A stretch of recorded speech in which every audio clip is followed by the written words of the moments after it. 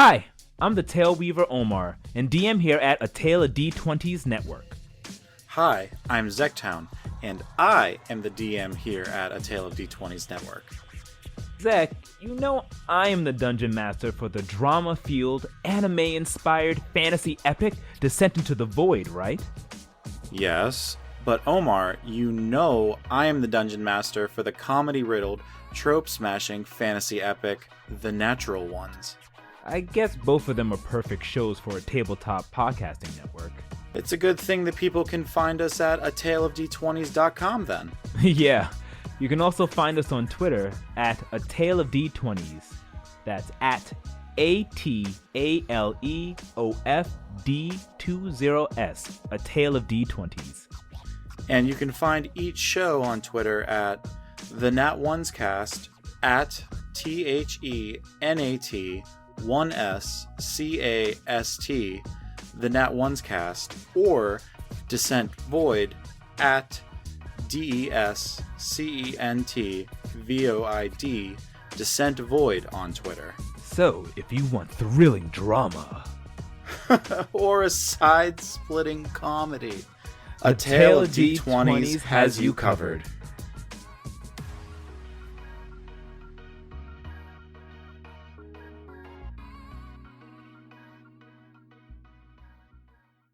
Greetings, Dungeon Delvers, and welcome to yet another exciting chapter of Theros, Gods and Glory, where friends join together to tell a story of epic proportion.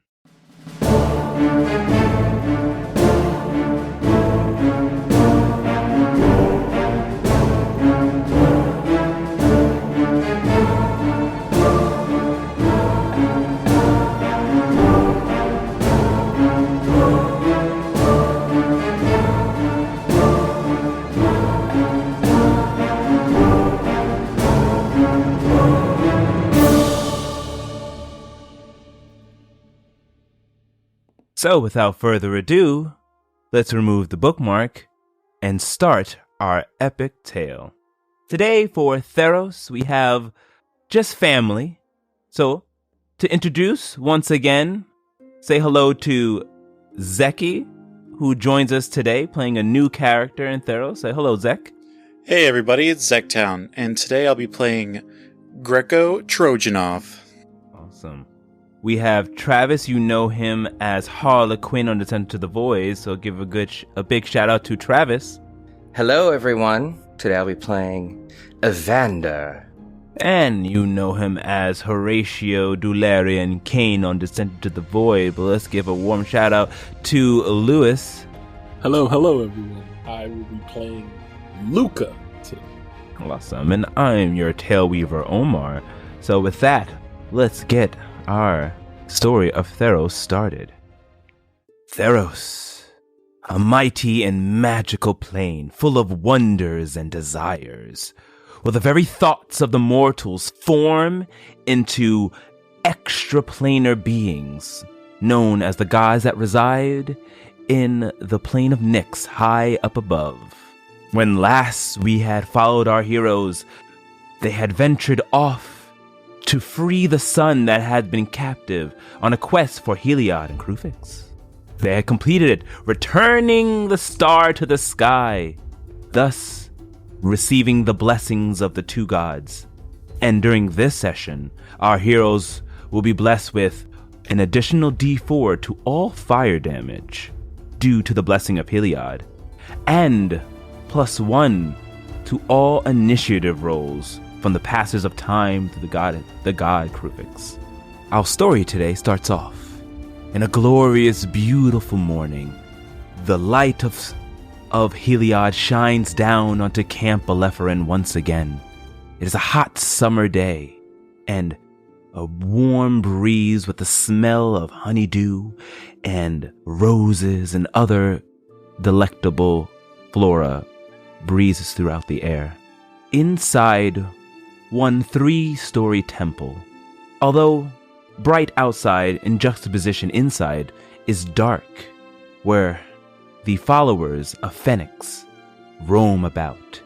The sound of laughter and revelry could be heard into the distance as the rolling of dice and the tossing of coin pings throughout the many halls.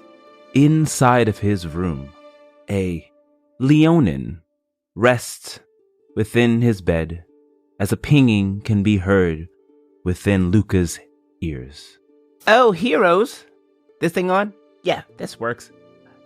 Heroes, hi. Yeah, this is Odious, the great augur from the Oracle Mountain. I come bearing a new prophecy.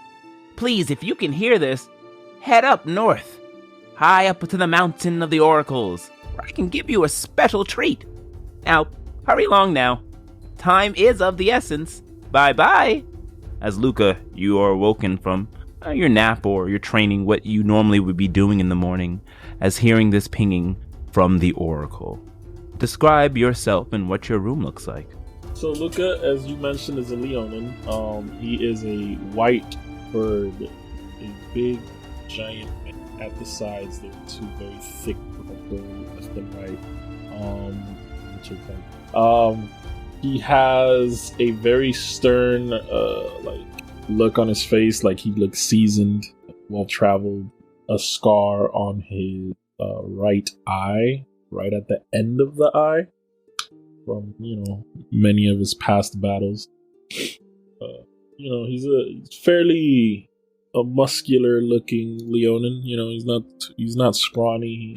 He's strong with it, and has the normal studded leather armor, just typical assassin.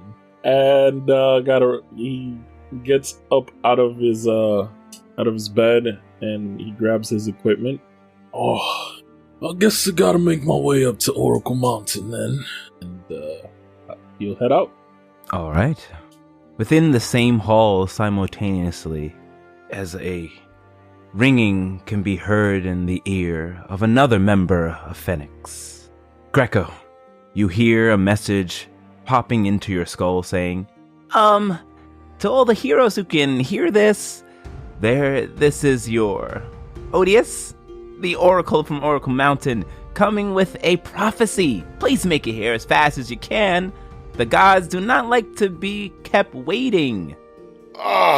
Every time I get finished drinking the rum, and I think I can get some sleep. Damn! Fine, Phoenix. Have it your way. And a 5'2" satyr hops out of bed. You hear the clopping of his hoofed feet on the cold stone floor as he throws on his breastplate armor, grabs his backpack full of components, grabbing his lucky bone dice off of his nightstand, slinging his... Finally, as he gets to the door, slings his flame-tongue sword over his shoulder and looks back into the dark room. Maybe next time, my sweet, I'll get to sleep in ya.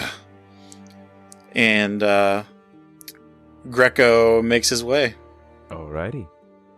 As both of you enter your rooms, Grecko, yours is actually on the tallest, the third floor, while on the second floor is where yours is located, Luca. You all start to make your way throughout the dark halls. You can hear the sounds of gambling and revelry throughout all the many different chambers and in the mess hall as well within this temple. Many people who are walking around, all different races. You see satyrs, humans, tritons, and so on and so forth walking by. All of them look like they have a chip on their shoulder as they go and give a look at you. It didn't seem that many of the people in Phoenix's temple are very trustworthy, but they all trust in their god one way or another. As you both make your way down the steps, as it gets louder and louder, more people are on the first floor. As the two of you make your way to the front door, you lock eyes for a moment, seeing each of you with your backpacks ready to go. Oh, Grecko, I guess you were also called up by the gods. Yes. Damn shame. I just came off a hot streak at the table. I was ready to... myself. You were having what? I was having myself a cotton up. Makes sense. Leonin and all. Oh, I wonder what this new job is. I don't know, but I'm pissed there's no more rum to go around to get me going on this one. DM, on the way out of where we're at, is there anybody that has like a bottle of rum on the table? Roll me a perception check. If you have dark vision, then... I do have dark vision. Okay, so you do it normal. It's pretty dark in here right now. That is a 14. 14. Looking around, next to the large wooden doors to the right, there's about a 10-foot hallway that leads out into the larger mess hall, or gathering area. And you kind of peer on over and see that on top of an end table, there seems to be a large bottle. One of the rogue-looking humans placed it down there before they shake their hands to go ready to throw some dice, and you can see you can easily snatch it up if you wanted to. I would like to, please. All right, roll a sleight of hand check. Or stealth. Sleight of hand, we'll keep on that. Actually, I'll give you advantage because it is dark. Ooh, thank you. Please. No! Well, that's better. 12? 12. Oh, that's not bad. Let me roll a perception check. And he is human, so he gets disadvantage on it. All right. You see that looking at a table, they're playing some type of dice game. Two of the people who are on the other side, who are looking directly at you, notice you as you go and slip and pick up the bottle of rum that's been placed on the table. They snicker and give you a wink and continue to play the dice. I give him a nod, and I immediately just hand the bottle to Grecko. There you go for the road. Ah, perfect. Thank you. What do you say we get out of here? Yeah, let's not keep the gods waiting. So you both grab the bottle. You grab your bottle of rum, grab your bags, open up the door, and push it open as a breath of fresh air blows in and the sun shoots down. And it's a little bit disorienting, just going from that kind of darkness to this bright light, but your eyes quickly adjust. It's busy in Camp Balefarin, where many warriors are running around training or purchasing items or doing whatever they need to do throughout the day, as it's bustling. As you make your way onto the gravel road, you start to turn to the right, making your way up north, heading towards the high mountain that you can see with from this distance, a small pantheon on top, knowing that is your destination as you together make your way. Inside the beautiful, luscious temple of Nylia, where every room is full of trees. Every corner there's a rose bush where nature and fertility thrive. This is a 4-story building. And resting in his large room, Evander, you hear a familiar ping in your head, ones that you've heard several times before as you were a seasoned adventurer, as you hear, to all the heroes who can hear this, looks like we got another prophecy on the line, and we need you to come and complete it. Please make your way all the way up to Oracle Mountain, where you receive said prophecy, and be on your way. Remember, the gods don't like to be kept waiting. as Evander, you awaken or prepare, ready yourselves for the morning, and you have been called again for a quest. Describe yourself and the room that you're in. Sure.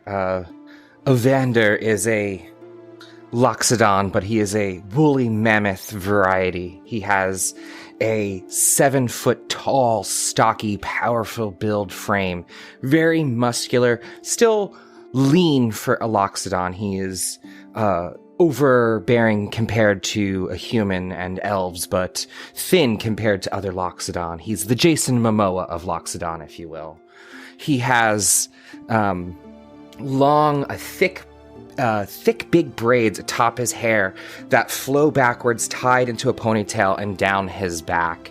He wears chain-linked armor that is woven with metal that is almost as if it was bark, though, from iron trees. And has this thick, weathered armor that he dons upon him. And in his case, he picks up his trusty longbow and plucks a few of his specialty arrows for this cause. You see him don his dark greens and deep brown robes and clothing as he prepares. And the last thing he puts on before he leaves are his trusty boots. With his gear fully prepped, Evander steps forth from his simple yet natural room into this great hall, and of course always stops by the great tree to offer a blessing before he goes.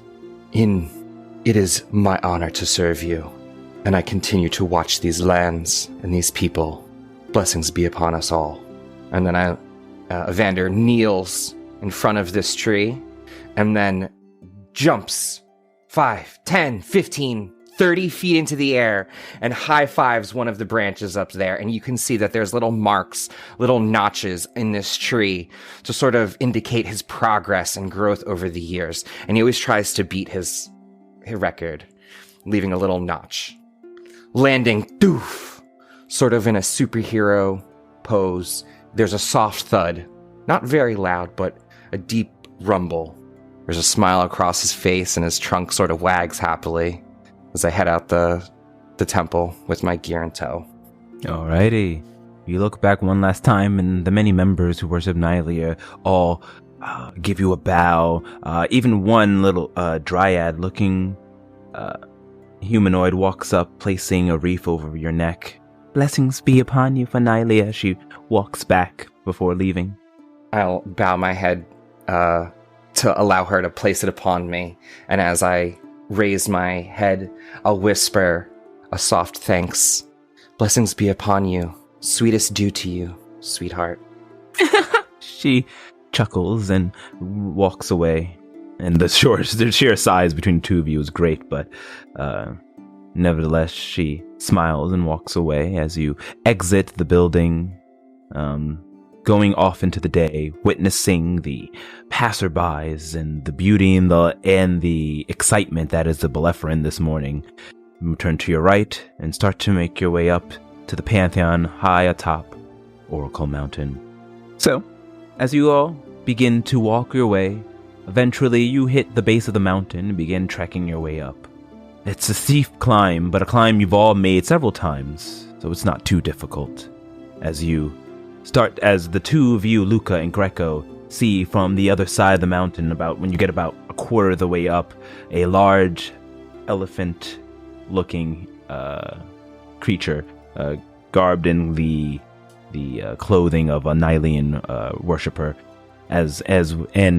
Opposite Evander, you see the two roguish-looking warriors of Phoenix meeting you up the mountainside. She tests me this day with Phoenix. Pleasure! As I raise my trunk. Oh, well, I walk up and shake his trunk, thinking that that's what he's trying to do with that. He might not. I'll just go with it. He offers a trunk to you and then a hand to the other and goes to shake your hands at the same time. I shake his hand. It's nice to meet you. Oh, is this the first time you think we're meeting? I've met you before. Don't you remember when I tossed you in jail when you were too drunk a few months ago? That was a good night. Oh, I made a lot of gold that night. Hey, Luca. I part-time for the City Watch. And I have part-time for the city piracy. I know, that's why she tests us this day. I don't think we've met, friend. I see you've gotten the call from the Oracles, too. Yeah, funny, someone from Nylea's camp would get an invite to this. Someone had to balance the scales, especially with the two of you. I thought that was Luca's job. Yeah. I mean, I'll do what I can. Shall we get going? Yes. Yeah. Alrighty. So you continue for about an hour. It's a long trek up the mountainside as you start to make your way up. Eventually, not too far in the distance, about 100 feet, you can start to see the mountain reach its crest, and above it, the large, multi-storied pantheon that is where the oracles reside. You start to make your way up. eventually getting to the steps. The large steps that even dwarf you, Evander, with their size and their grandeur. As you pass through the white stone flooring and passed by the tall pillars and enter into this ancient grotto where plants grow around the edges.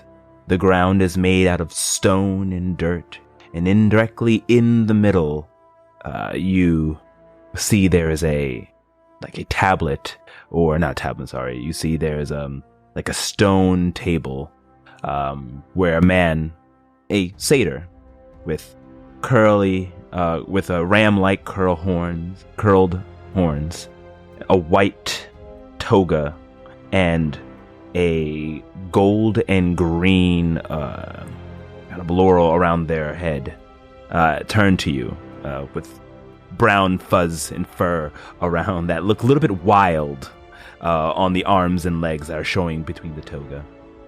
Yes! Finally! Please, come in! You must be Oracle Odious. That I am. I see you got my call. Oh, good, it worked. Excellent. Were you not expecting it to? Sometimes, my magic can be a little finicky. But it seems to have worked, thank the gods. Thank the gods. And it woke me up. Oh, well, the gods don't like to, be kept waiting. Sleet, snow, shine, darkness, whatever, doesn't matter. When they call, they expect an answer. So anyways, we're here. That you are. Yes. And you step inside, the sunlight shining directly down. It's kind of dark around the edges, though the plants give a strange bioluminescence that make up the light. But the roof, you see, there is a small, probably about 10-foot hole where the sunlight is shining down directly on the middle stone table with altar, it was the word I'm looking for, where the stone altar is where he's standing next to, giving him this strange kind of holy looking glow.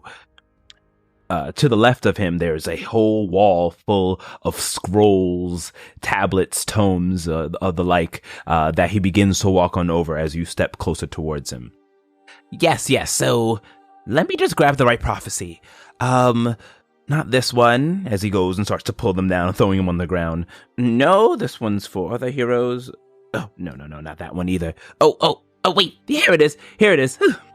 Thought I lost it there for a second, as the satyr hops on over, getting closer towards you, until he gets about 10 feet away. He grabs the scroll that's in his hand, thick papyrus, that seems to be wrapped up in a seal that he quickly breaks open with his nails that seem to be longer and sharper than normal, and it proceeds to pull it open, holding it complete arms, like his wingspan apart, and staring at it. 1 second, he goes into his left breast pocket, pulling out what looks to be some type of spectacles and putting it onto his eyes that rest on the brim of his nose as he goes, much better. Okay. Quite the interesting one here. As he goes, closes his eyes, coughs, and then all of a sudden his cough starts to turn into some type of strange rhythm. Yeah.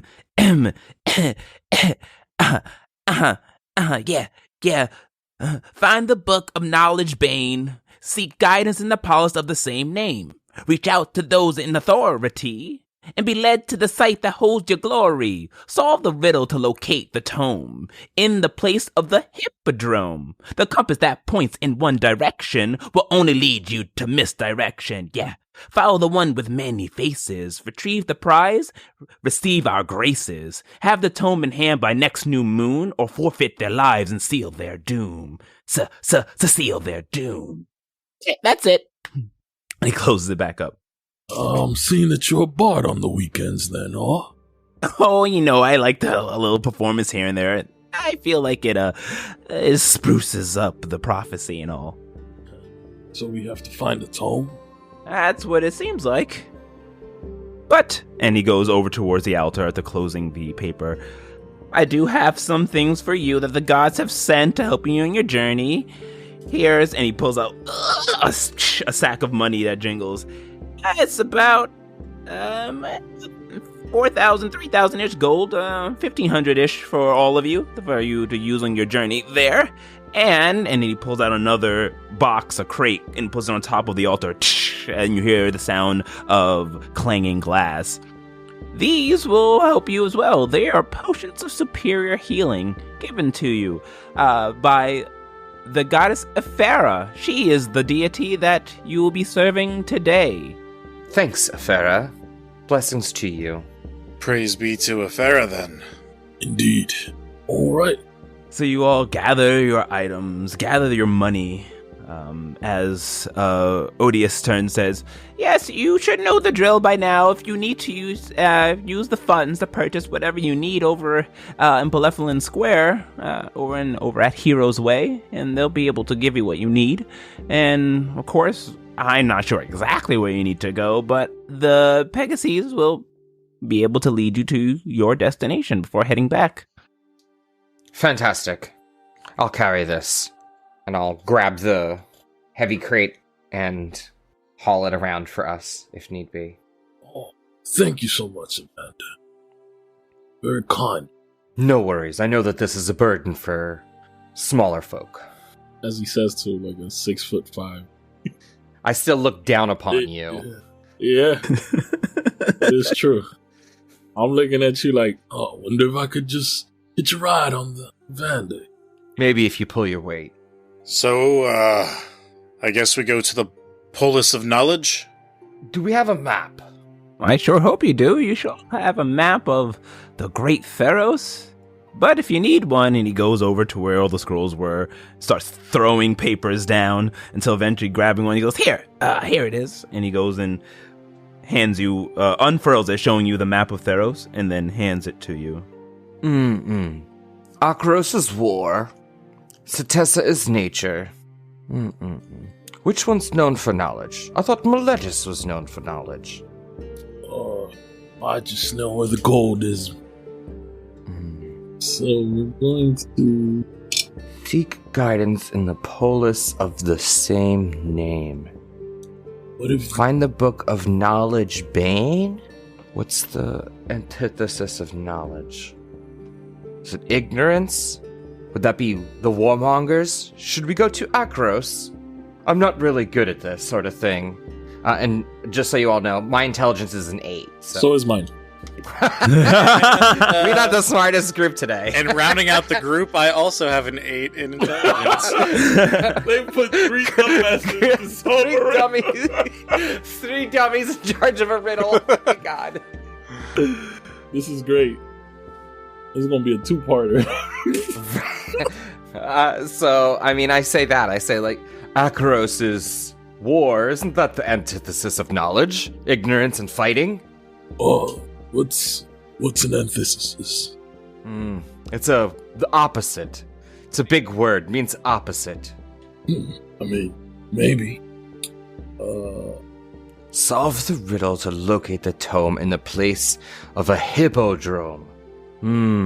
Where's a hippodrome? Isn't there a hippodrome in New Lantern? And I'm assuming we're chatting as we're, like, walking down the mountain, right? I assume so. We, gathered our things because it was an hour hike up, so it's another hour walk down as we go to the market. Where is it that we're at right now? In Stessa? No, we're in, You're in Belephalin, which is outside of Meletis. Outside of Meletis. Okay. It's like where the top of the L is in Meletis, right? Like over there? Yeah. Maybe someone in the square might know. I think that's a good idea. I feel like Bane and Hippodrome might be the most important keywords in whatever regards to this. I don't really like books. Yeah, no. Fuck reading. I hate that shit. Unless it's, thieves' content. I mean, I like some books, but I don't want to. I prefer the sword and the bow. Thinking is so hard. Let's go find some scholars. Now, just wait a minute. I think it's talking about some sort of hippodrome related to Ephara. Oh, so you think maybe in Meletis' harbor? DM, Amphara, we would know who the deity of Miletus is. Isn't it Amphara? Is it Farah, yes. So that might mean her harbor then. Well, she would be the goddess of knowledge. So, knowledge bane, same thing, right? Part of the riddle says reach out to those in authority. Who would be an authority for the method? Weren't you an authority person? Yeah, I mean, you know. Yeah, you work for the city guard, don't you? Yeah, I'm one of the enforcers on the weekends. You know, don't make no decisions, but I might be able to find someone who has a little bit more information. You have connections. Yeah, I got a feel. Do we need to go to Adunos?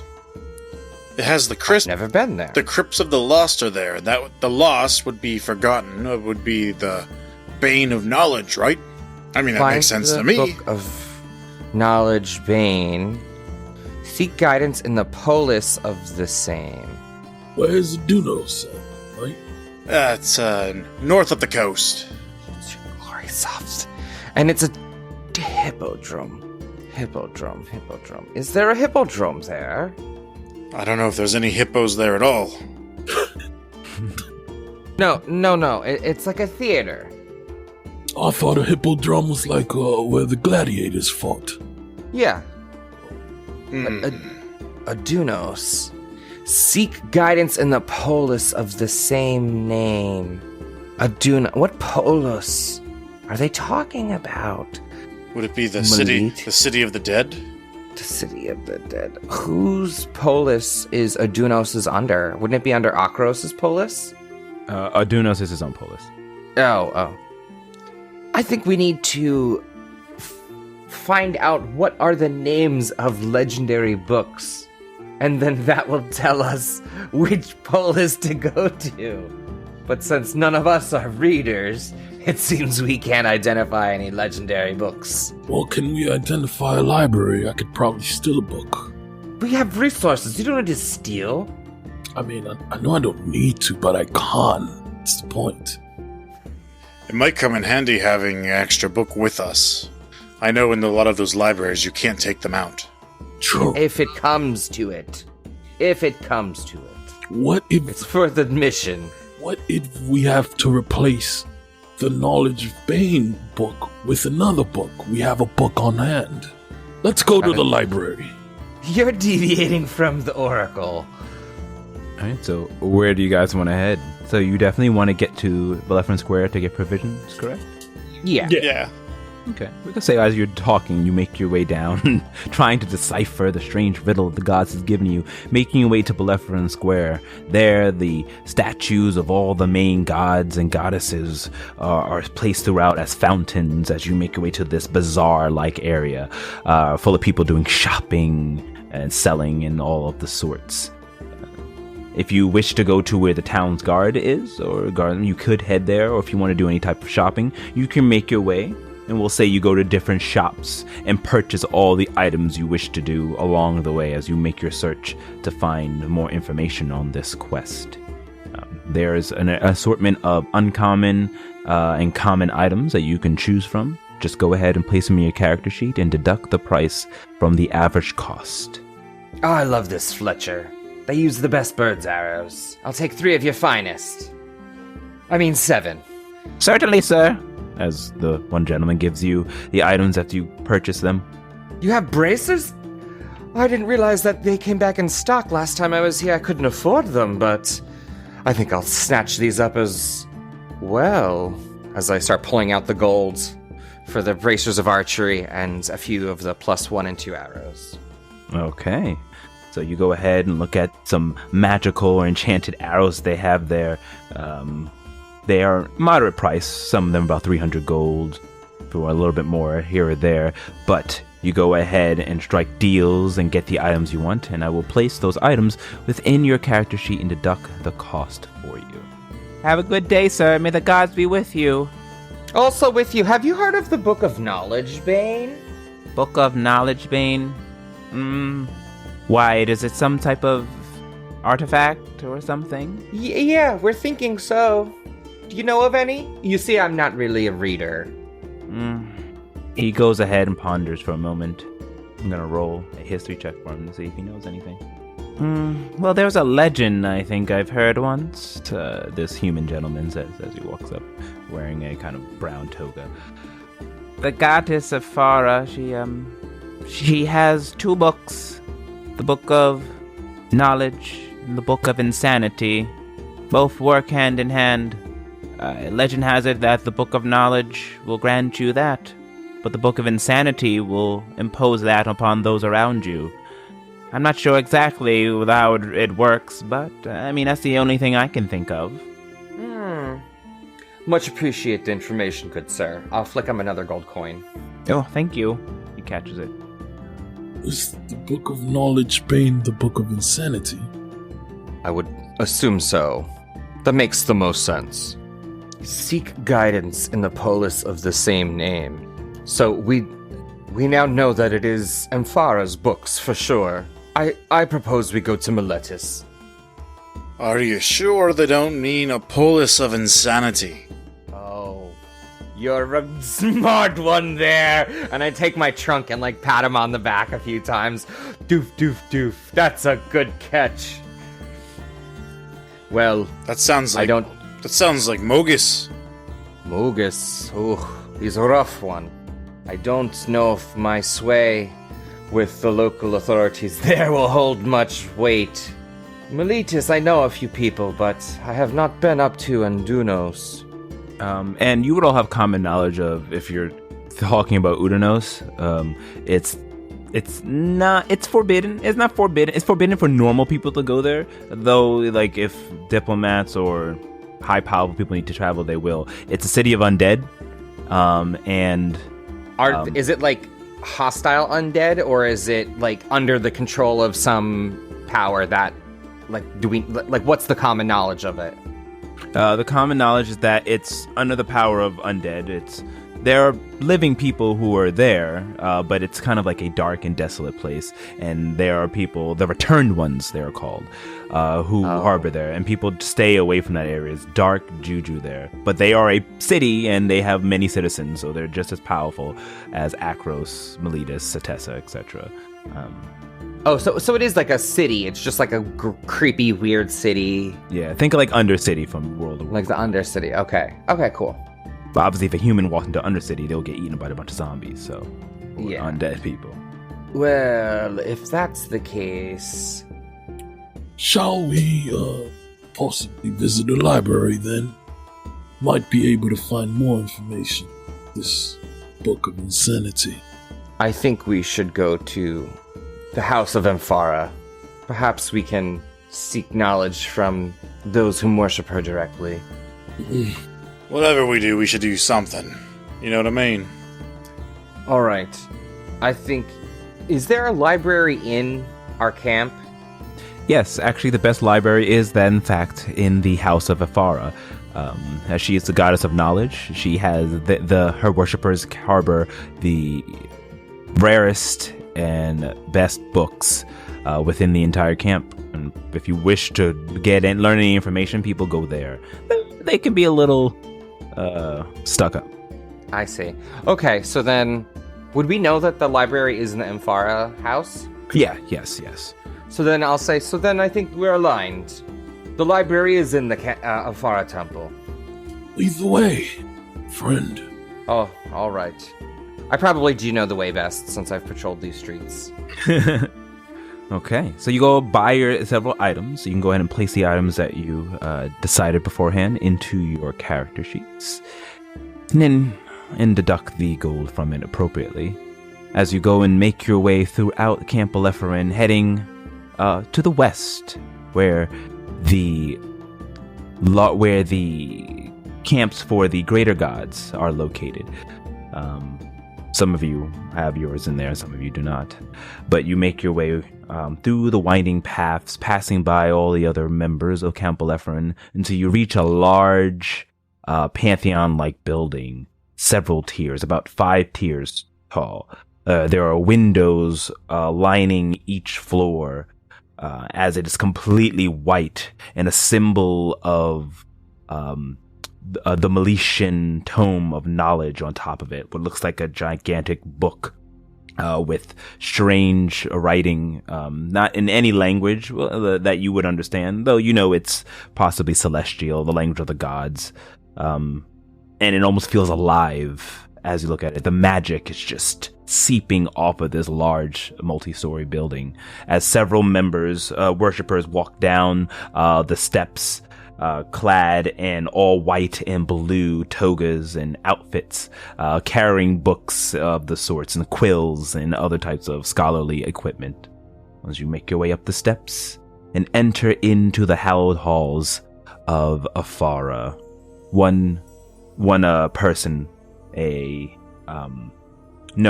gnomish woman, dressed with a white and gold toga, walks on over, grabbed around her right shoulder down to her left hip. Hello! Welcome to Temple of Farah. How can I... And then her look, she wasn't looking at you at first, she looks up at all of you, and all of you are much taller than she is. Probably not Grecko, but the two of you, Luca and Evander, are towering over her. As she looks up at you, and her face goes from a smile to just a look of disgust, as her gnomish blue eyes just kind of quiver a little bit and looks away. Welcome to Afara's temple.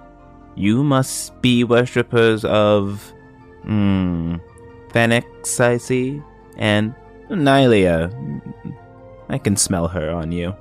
Welcome. Yes, don't lump me into them. But do, because we're all working together. Yes, but do. A pleasure. What can I do? What brings you here? Farah sent us on a quest. We need guidance. Afara sent you on a quest?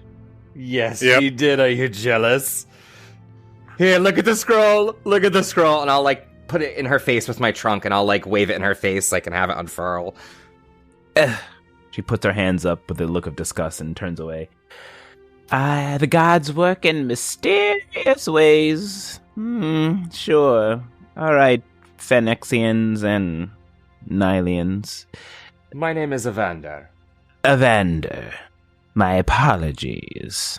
And I'm Grecko. Grecko. I'm Luca. Oh, and Luca. Well, I'm sure you were chosen for a reason, and I will not try to decipher her lady's thoughts. Any case, what do you need? Do you need information?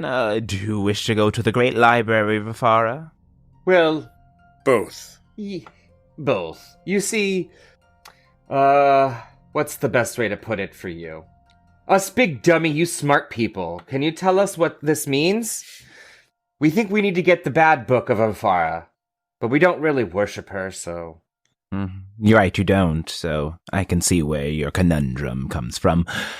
Okay, let me see here. Find the Book of Knowledge Bane. See, guidance and Apollos of the same name. Well, that's obvious. Knowledge Bane is the Book of Insanity. A pair, protected by Afara. But what is the book's name? Oh, it's quite the Book of Insanity is the name. And if you're looking for Apollos of the same name, well, you want to go to the place of insanity. The only thing I can think of is Udanos. Oh, you're right! Honk honk. I'll pull my trunk out and hit him on the shoulder and be like, you're right, you were right. I was gonna send us to Miletus, could you believe? I knew I'd be right. Yes, I could. Well, reach out to those in authority and be led to the site that holds your glory. Well, your glory is probably the quest itself. Reach out for the authority. Well, Udanos does have the returned ones, and they are kind of the army of Udanos. I mean, they are dark and evil, but, we are... But Campbell-Efferin, there's no place too deep, no peak too high that we won't traverse for our gods. So you probably will need to go there and seek out whatever they use for authorities there to find some hint. But it's quite dangerous. I'm sure you're up for the task. And she eyes you up and down.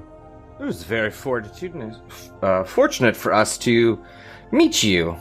This confirms our suspicion. Well, if you're going to Udanos, I suggest you probably put on some disguise. They hate living creatures. Though for whatever reason, they love worshippers of Phoenix. Oh, So that we'll be Grecko? fine. Perfect. We're good. Yay! Something about Phoenix promising that when their souls return, they will not go to the underworld or something like that. Okay. It's true. It's what we all have to look forward to. Great. Do you know how we could hide ourselves to the undead or appear like we are undead? Well, are any of you good with a disguise kit? Or you could just put on a cloak and hope no one looks too closely. Or magic. But do you have... That's what I'm saying. Do you have magic? Could you magic us? Could you Nothing magic me? Nothing that will last that long. Ugh. It is a few days' trip to get to Udanos, even on the Pegasus. So I best you just make sure you're as stealthy as possible. Oh, okay. No problems there. I'll have to stop back at my treehouse and get my bigger cloak then, but I think I'll be okay. Just try not to seem like you're living. They hate people who breathe air. Or so I've heard. What do they breathe? They don't. Most of them are dead. Yes, there's some living people there. Perhaps you can maybe be like one of their slaves that they use of the living, from what I've heard. Much information on Udanos is very it's scarce, even amongst those of Afara. All right. Is there anything else you wish to research, Luca? As I give him an eyeing look. No, not at all. I mean, I believe we've got the information we need. This sort of goes against our nature, but I do think we best should pay respects while we're here. After all, it is her, Farah's quest. Could you lead us to the altar? Oh, why, yes, it's the least you can do. Come this way. Please wipe your feet and your hands. Don't touch anything. It's quite clean. I'm gonna take, the bottom of her, robes and, rub my hands when she says wipe your hands. What? Oh. I didn't have anything, I'm sorry. Oh, I didn't want... Just don't. She snaps her finger, casting a spell as it wafts over her clothes, creating a prestidigitation effect that cleans it. Ugh! And all of you too! She snaps her fingers and does the same thing to all of you. Right this way. Pay your respects at the altar of Afara. Come now. So clean. I feel so clean. It's so weird. I can clean myself, lady. But you don't, right? I don't, no, but I can. She makes her way over to the front. Keep up! And as you go and travel with her, you see there are several other scholars looking there, and they all look up at you, pull from their studies, and kind of give you snotty looks as they hold up their nose and turn away from you. I want to steal something. The way these people are looking at me. There are beautiful tapestries of the goddess of Farah and of a woman spreading her hands out as people with books are learning, writing down the words that this prophet is speaking. There's vases and tablets all around, and stone statues, and everything is kind of white and blue. The floors are carved of marble tiles, and almost slippery with how smooth they are as she goes and trods her way. There are several doors on the left and right, and staircase made of the same material that go up to all of the floors, but she's leading you down a long corridor on the first floor. Passing by other enclaves and places where you see people are studying, and the light just hits perfectly, giving this weird divine light within the first floor of Afara's temple, until eventually you do make it to the end of the hall, where there's a door that she opens up, and in it opens up to a large kind of 50 by 50 circular room with an opening to the a skylight, so you can feel the outside breeze, and a huge statue about 50 foot tall of Afara pouring what seems to be a decanter of water down into a fountain. There, on your knees and pray and ask for forgiveness. I mean, give her your thanks. I do not kneel before other gods, unfortunately, but I will bow my head in respect. What he said. That's what I'm doing, too. All right, you heathens, I'll show you how it's done. And I'm going to step forward, getting too close to this altar, and then I'm also going to put my hands on it and, like, touch the relics and, like, the carvings and be like, so much unnecessary construction. The beauty is lost in this place, but I understand the importance of civilization. Some people need places to sleep, and I respect you today, Amphara, but I will trek through my home in the woods so your cities remain safe. And I'll tap the altar and walk away. That was a lot. I walk up, Luca walks up, bows his head and says, "Yeah, we're gonna go ahead and do this for you. Thank you for your protection, I guess." And then turns around, walks away. I quickly refreshed my memory, out of character, at how much Nylia hates Amphara, so that's why I was purposely trying to disrespect the altar a little bit while also offering thanks and praise. So that was purposely disrespectful, while also offering thanks. So take that for what it is. I want to see. Seeing that, I want to see how disgusted this woman. you turn and look at the gnome who's standing there. She's already been giving Evander kind of a side eye, and just has a look of disgust. I never. We're in the presence of Our Lady. We're in the presence of Our Lady. Calm down. Good thoughts. Knowledge is power. Knowledge is power. All right, Nylian and Phoenixians, you can head off now. I feel like you're sullying the great lady with your mere breath. Please, please. Is there anything else you need assistance with, or can you now leave our temple? One last thing, thanks very much. And I'm gonna reach into my pocket and I'm gonna pull out some of, like, the dirt and crud, and I'm gonna just place it at the foot of the altar and say, "You need a little nature inside of this sterile environment." Oh my goodness! Oh, no. And she begins to blow, and then, like, the breath becomes more powerful as, like, a gust effect begins to blow. I'm gonna wink at Luca, like, now's the time to take something. I steal the nearest something that looks valuable. Okay. Come on, let's go. Roll a sleight of hand check. See what you grab. Do I give an advantage for causing a distraction? Sure. Sleight of hand at advantage. Come on, baby. Hey, natural 20 for a 26. 26, okay. You quickly see that next to there have been offerings that were given for Afara, offerings of knowledge. To the left there is what looks to be a gold pendant with the symbol of a book engraven on top of the pendant, and you go quickly grab it and put it in your pocket. Correction, there was a gold pendant. As I'm about to walk out, I flex the claws on my right hand, and I'll say to this woman, "The last person that looked at me the way you've been looking at me lost their eyes with these." No! And I'll walk away. That a threat? I might never. Oh! As she goes ahead, and once you all leave the altar, she goes and slams the door behind you. It goes, Get out, please. It's just we have duties to tend to. Please, only worshippers of Afara. Shoo, shoo, shoo. and she begins pushing you out as you all get rushed out of the temple, finally getting up to the front door, and the door slammed behind you. I think that went well. I think it went excellent. Hey, Could have been a little bit smoother, but here we are. What do you mean? I came out with a gold pendant out of there. But we didn't find out anything about this hippodrome. We might need to know what we're going up against when we get there. Oh, we're gonna find out about the hippodrome once we get to Ordness. I'm not racing any hippos, okay? That's not what a hippodrome is, dummy. It's a place where you fight. It's like a coliseum of sorts. Luca, roll me a d6.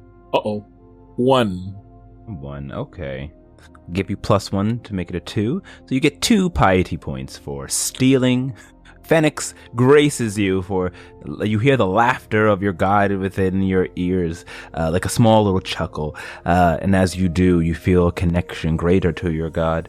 And you receive 2 more additional piety points, giving you a total of 7, I believe now? Yeah, because I was at 5. Okay, alright. 7 doesn't get you anything, but keep it up and you might earn something else. Okay. So, what is the plan? You can hop on the Pegasus to go to Udanos or anywhere else you like. Though you do know that is the night of the new moon, and you have 7 days to complete this if you go by the last line of the What process. if we go by the 10-day calendar? Unfortunately, they don't follow the 10-day. That's what I rolled. A cloak of elven kind is an uncommon item. Could we potentially run by the shops to see if we could pick one of those up? Since they're good, they can walk through the city. I need to hide myself a little better. All right, we'll say this. Odds are evens, and if you get one or the other, and all you roll any die, and whatever one you call, if it lands on that, jeez. you'll have it. Okay. I'll say even. Yay, 10! All right. So you can Okay. find a cloak, but do you have enough money to purchase that? I had cloak? 200 gold. Is that enough for it? Cloak of Elven Kind. Is that an uncommon item? It's uncommon. Yes, it is. Okay. If you wouldn't have had enough, we would have had a gold pendant to sell, you know what I'm saying? Oh, that's right. Right? Oh, my F. Okay, so then I should be totally fine for, like, stealthing through the city, so... Okay. So I would say that you are broke now. I'm broke now. Okay. So you pick up your last cloak. So happened one of the shopkeepers had one from elves, or just say from fey creatures that had made their way into Blephrin and gave a thanks from another party that had aided them. All right.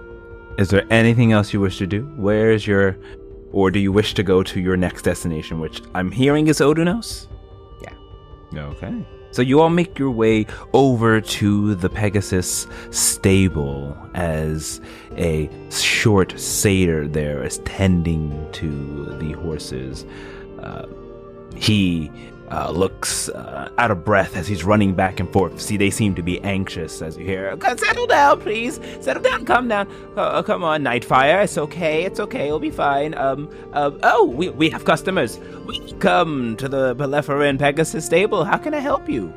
We need to rent 3 Pegasus. That's to get to Odinus. It's for a quest. For the gods and all, you know how that goes. Oh, but of course, yes. And of course, being warriors of Blephrin, they will be able to drop you off at any one location before heading back. That's not too far. Where are you looking to go? Odanos. Odanos, yes. Odinus, yeah. I'm sorry, did you say Odanos? Indeed. Yes. The closest to Odanos that you'll be able to get would be about half a day away. It's a dark and mysterious place, and evil, and, well, our Pegasus don't like to be around there. Isn't that right, Starstreak? Oh, yes. So, Insight check. You go ahead and roll insight check. It's fucking lying through his teeth. I guess I believe him. 10? 10? Yeah, it seems like he's telling the truth. Oh, That shouldn't be too bad. You say about a half a day's travel from the city? Yes. So, a little north of Daedra Harbor. A little north of Daedra Harbor. Even closer than that, about a little west of Farragax Bridge. Oh, wow. actually. That's fine, I guess. I'd prefer to go by sea, but Same. beggars can't be choosers. You would waste most of the time on the water. You're insane. You wouldn't understand, you landlubber. It's different. We can travel faster by boat. The Pegasus would take us in a day. Boats would be at least 3 or 4. Yeah, but it's 3 or 4 days out at sea, mate. Oh, it's hard to explain. And to keep these hooves on the ground. You savvy? Maybe we'll take a boat back, but... If each of you are taking your own Pegasus, we have Starstreak, Nightfire, and Daywalk. They can go ahead and shoot across. And they'll get you to Farragax in about, let's see now, 2 days travel. Luca walks up to Nightfire. I think I'll be taking this one. Daywalker speaks to me. Alright, Starkiller, let's go. The Pegasus looks angry at the mispronunciation of her name. It's Star Streak, like a streak in the sky, because she's that fast. Anyway, certainly, please, whenever you're ready, you can hop onto your Pegasus and make your way there. All right. And Luca will get on his Pegasus. Attempt an animal handling. All right, go ahead and roll an animal handling. See how much your animals like you. Not a lot. You try to get onto the Pegasus, and you're on Nightfire? Yeah. You go on Nightfire. Nightfire is kind of like dark, like kind of a dark purple and black shadings going from the top to the bottom, resembling the night sky. As you hop onto the back of her, she kind of buckles up and down, and you hold on tight, but you manage to, because you kind of push her, kind of knee her in the side, but she eventually calms down as the attendant goes and goes, "Whoa! Be gentle, please. Nightfire can be a little temperamental." Oh, that's great. I love that. And what about you? As I get onto Star Streak. Roll an animal handling check. Everybody roll animal handling checks. Yo. Oh, baby. Oh, baby. That is a natural 1 for Grecko. For effing up Starstreak's name, she kind of pushes you off immediately. Like, you get on top of her, and immediately she does not like the feel of the rider, and you fall off, landing onto the ground, taking 5 points of falling damage, of bludgeoning damage, as you fall to the ground. With a 9, Evander, it's rough. You're heavy and large, and you're bigger. It's about the same size as this. And Daywalker kind of looks and goes with a little nervous look in her eyes as you get on top of her, and she kind of pushes down a little bit, but she kind of pushes herself back up and like stands triumphantly, barely managing to keep you at bay. Evander, you might need 2 Pegasus to fly over to. Oh, stop. I'm only 320. Only? She's got it, as I use my trunk to tap her, like, breast and chest. You got it. She seems where you can sense a bit of worry for coming from the Pegasus, but nevertheless, she does have you. As she prepares to... She stretches her wings a little bit in preparation to fly off. Come on, Grecko. Get on your Pegasus again. I'm trying. You're eventually able to get on it, Grecko, after kind of holding your back from the falling down to the ground. As Starstreak allows you to mount her. Well then, just say your destination's name and fly off. And happy travels, heroes. May the gods be with you always. And all that Thank with you. you, yes, of course. All right, let's go, Daywalker. To Farragax Bridge. No, we're going to Odin's. Are you an idiot as I fly away? As soon as you say Farragut's Bridge, the Daywalker spreads her beautiful, majestic orange and yellow wings and pushes off, shooting off like a comet into the sky, going to the direction that has been told to her. I say Odinus, because that's where we're supposed to go. Okay. The purple and black Pegasus spreads her wings before pushing off, and then, like a streak in the night sky, heads off towards the direction that you have given her. Somewhere between those two. Let's go, Starstreak.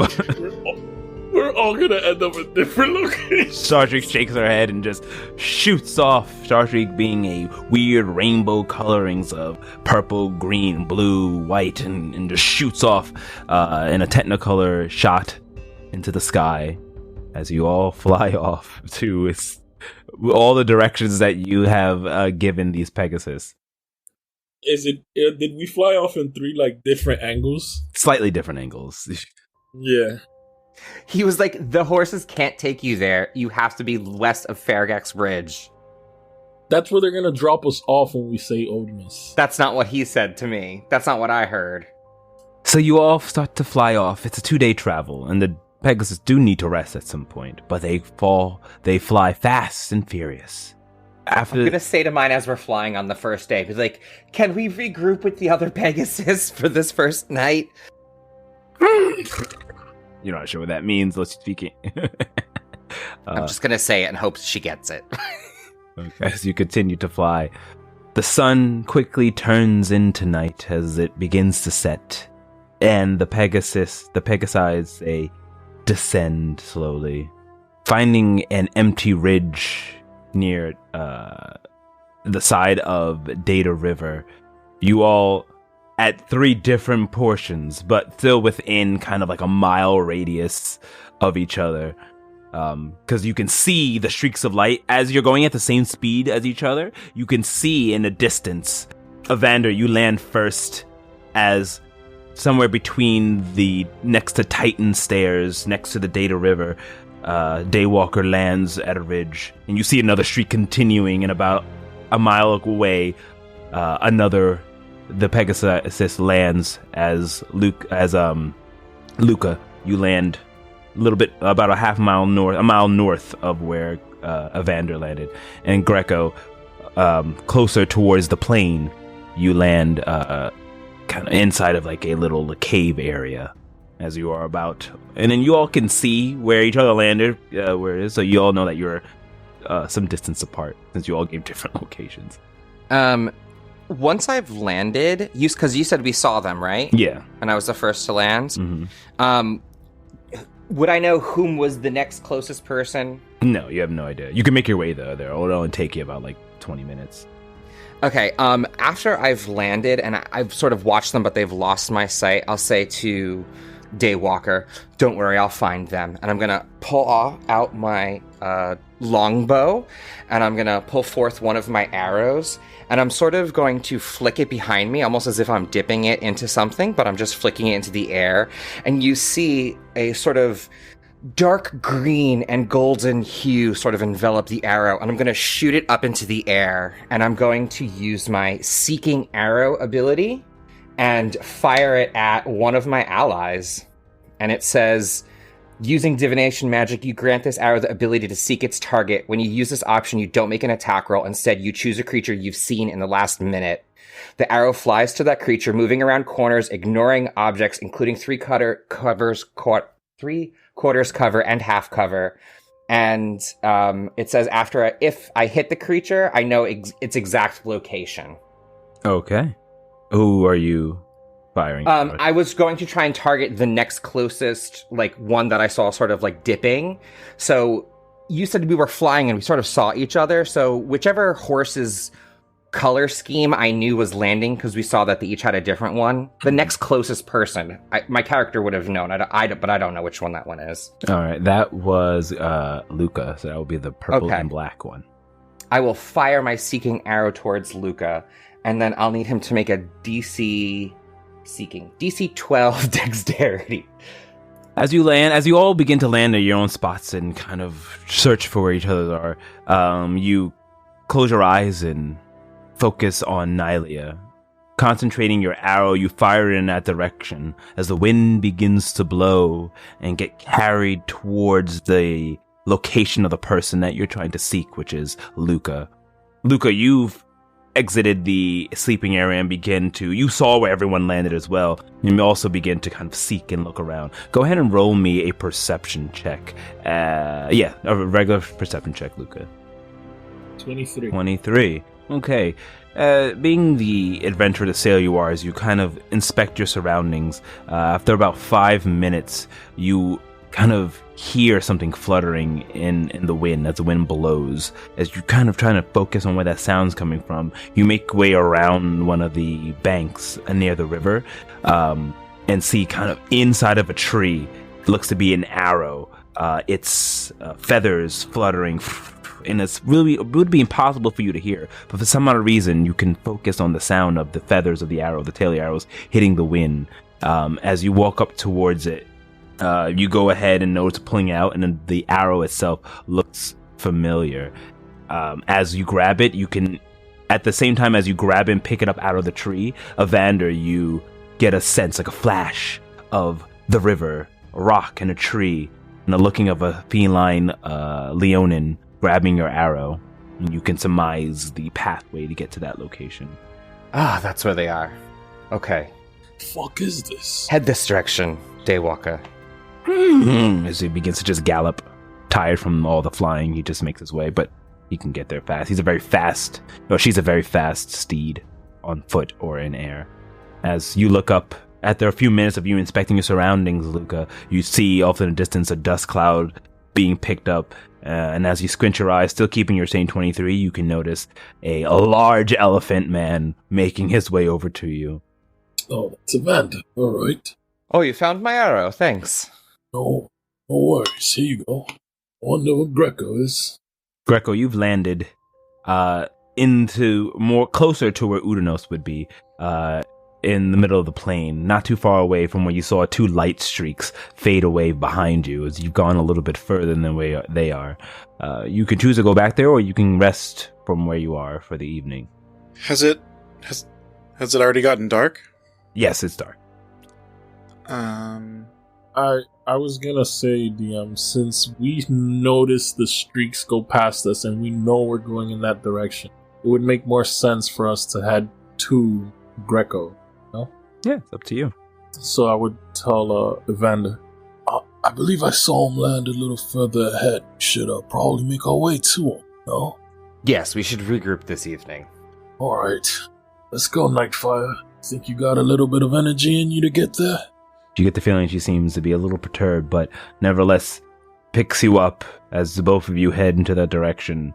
And doesn't, like I said, doesn't take you that long, about 10 minutes or so to make it out as you get closer in the direction of Udanos. And you as well, Grecko, as you're making camp, see dust clouds heading your way. Peeking over the horizon, you can tell that it's an elephant and another smaller creature that you can't really see from that distance, but you can assume it's probably... Oh, actually, no, Luca, you're large, so you can see the elephant and the cat making their way to you. Okay. In the meantime, I will just start making camp then, I guess. I'll get a fire going. I'll get my rations out, get them starting to roast a little bit. Give a couple apples to Starstreak as like a peace offering. She accepts, nuzzles at you slightly. And then eventually you all meet up together at the camp that Grecko has created for you. Oh, great. Got a camp started. Nice setup. I should have bet you all that I would have got here first. Seems I did make it the furthest. What do you say? Tomorrow we make another wager, see how far we can get? Who can get there first? Let's say the same thing, though. It's a glare at Luca. We're going to Odin's. Why would you say anything? Because he said we couldn't go to Odinus. He said we had to go to Faragax Bridge.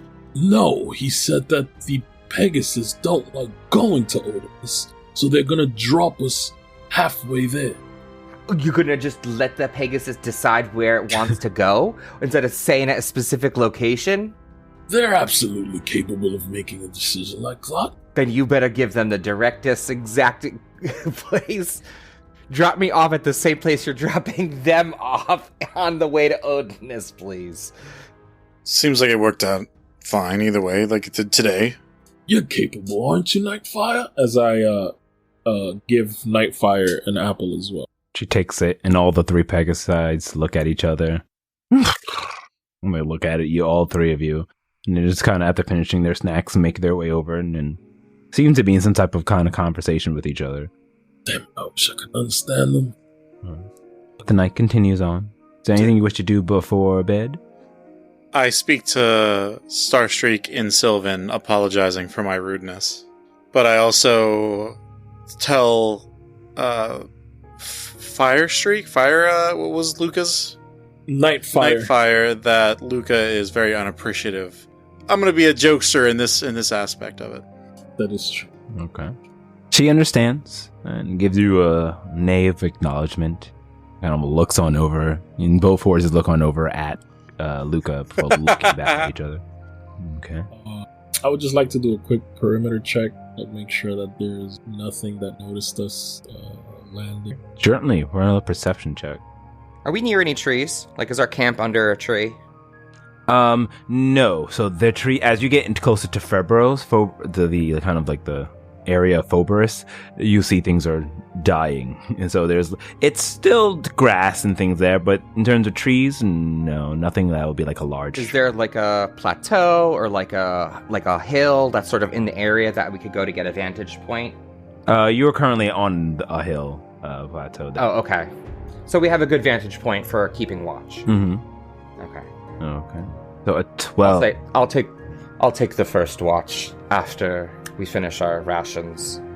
So Luca with a 12, It looks safe. There's no other creatures around, no dust clouds of anything. Centaurs are said to be roaming this area a lot, but also other Leonin who are in packs, but so far nothing can be seen. So you all prepare for bed with Evander taking the first watch, and then there's 3 watches. So I'm assuming each of you will take a watch. If Evander's taking the first, who's taking the second? Okay. I'll take the last watch. Got it. The watches go by, and I'll need first Evander roll me a d6. 6. Quiet night. Your watch goes by with no troubles at all as you wake up Luca for his. Catnap's over. You feel like a doof, a thud as I sit down and put my feet and hands in a meditative stance. Okay. All right. All right, Luca. Roll me a d6 as you start your watch. 6. Another quiet night. Another quiet few hours. No problems as you feel yourself getting tired and you go to wake up Grecko for the final watch. Oh, Grecko, get up. It's your turn. oh, hush. Never mind. Where am I? Oh, that's right. I'll watch. Okay. And Grecko, the final roll to see if what kind of night you have. 1d6, please. Okay, a 2. The night is quiet, Grecko, as you begin to watch, but you keep an eye out, trying to see if you notice anything. Go ahead and roll me a perception check. It's an 11. An 11. The wind begins to blow. Chill. Strange chill. You're entering into on the edge of the land of Phoberus, where the undead is said to walk, near the crypts of the lost in Odinus. You're on edge. You begin to look around, and as it gets to the end of your watch, you hear the wind pick up, like it's a heavy breeze. You guys are in kind of like a little safe area blocked by rocks, but nevertheless, it creates a little funnel that rustles your clothes, Grecko, and your hair as you peer over, as the sun is beginning to rise now. But it's still dawn, like right before dawn, and a little bit of silver light reveals what looks to be a dark shadow, a large dark shadow quickly making its way over towards you. Everyone wake up. Wake up! Evander! Luca! Catnap over! I quickly stand up, pick up my bow, And I get my knock an arrow. and I get my sword ready. I get up, put on my hoodie, and I stay low to the ground. Okay. It doesn't seem to be heading towards you, but it is heading in your general direction. As it starts to form what looks to be like a dark shadow cloud. The cloud stretches, becoming almost like a humanoid-like body with arms and legs, though it's still a cloud itself, so any other features are hard to see, as it stretches up about 15 feet, blowing its way across the land. It's not, like I said, it's not coming towards you. You can possibly hide if you want to blow past. If not, but you'll have to roll a stealth check. If not, you can take doesn't seem to have noticed you. You can take the initiative and attack it.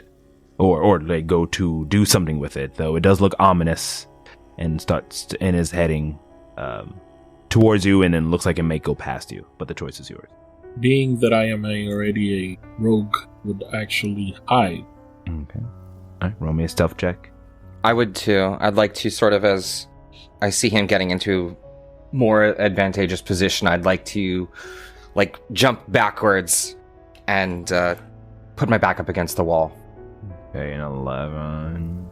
Alright. Grecko, are you doing the same, or are you... Yeah, I'll add to the stealthiness. Alright, yeah. Group stealth check. Alright, we have Vander with a 24 and Grecko with a 20. Okay.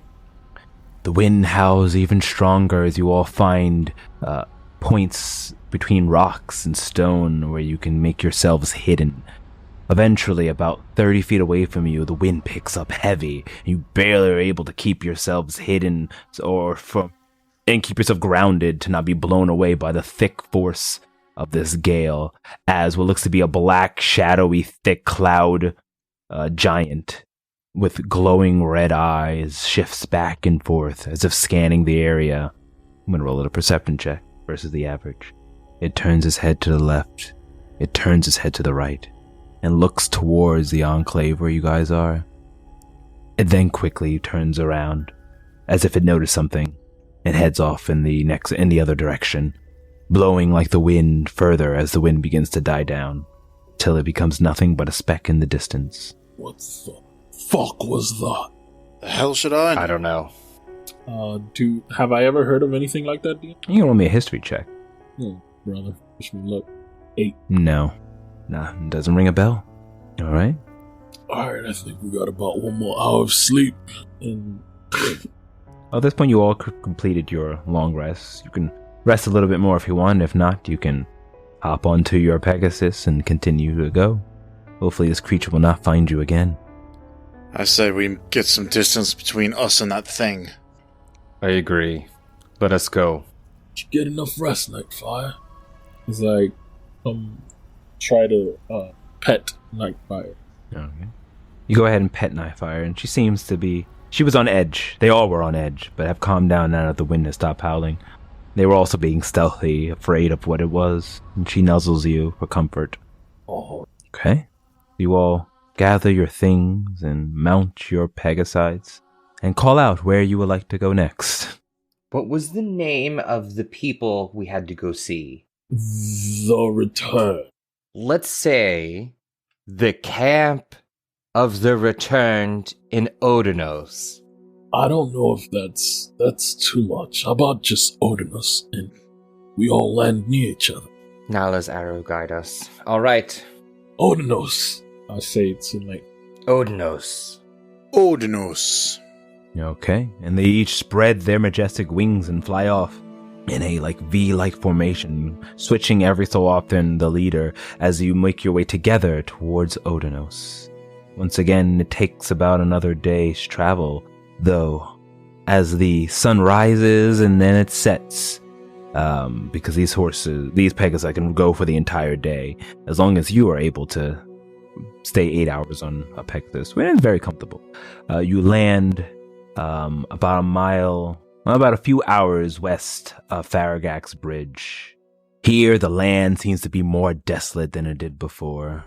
The grass and trees that you saw before are now mere figments in the back of your mind, as it is now covered with desolate hills, sand, and dead grass. The bodies and carcasses of animals can be seen every so often as you land in the night. You can feel a dark aura and a cold chill go down your spines as they find you a safe area about half day's travel away from Odinos. Too far for you to see at this point, but you did get a glimpse of the coastal city of the dead in the air before you landed. As the Pegasus look at you, give a bow with their wings down to their sides, and fly off back to where they were. But back to Meletus. right. Safe travels home. I guess we hoof it from here. Haha. Yeah, sure. Okay. It is nighttime, though you can continue to walk for half a day and then rest, or you can rest now and continue your half a day travel in the morning. I think it might be more beneficial to use the nighttime to move. You're not worried about the whole land of the dead thing? And then we'll be showing up to a camp as strangers in the middle of the night. What if we're attacked? As much as I don't want to rest in these lands, I think we should. Alright, well, if the consensus is to rest, I'll rest, sure. Cloak of Night would be better for movement, since we are on foot. It's very hard for me to see. Same. Oh, alright. Unless we want to fire to give away our position. No, I guess in that case it would be better to rest. You guys not blessed with the vision of the dark. Unfortunately, I don't have cat's eyes. I'll take first watch. We'll take the second watch then. I'll round us out then. Alrighty. So in this safe area, you go ahead and make your camp, and each of you take your watches individually, keeping a close eye out on the distance to see if any other weird creatures or an undead that has been spoken of appear. And you do all complete another long rest, day 2 of your 7-day quest, with no issues And as you wake up when the sun rises, it seems like even here the sun itself is a little dull, not as bright as it was back in the Miletus area, or next to Akros, as you gather your things and head west towards Odonos. Hours pass as you make your way throughout the desolate land, as off into the distance you can see what looks to be not only a large city, a necropolis if you will, made out of what you could tell is like bones and skulls, large as it is, as you can hear the sounds of the water crashing across the edge of the land. About half a mile, close enough for you could see, before that, towards that direction, is what looks to be a large camp. And several figures are seen walking around inside of this camp, surrounded by what looks to be a thick wooden wall. And as you get closer towards it, and before you get any more, there's where we will take a break. Yay! We made it. We made it, right?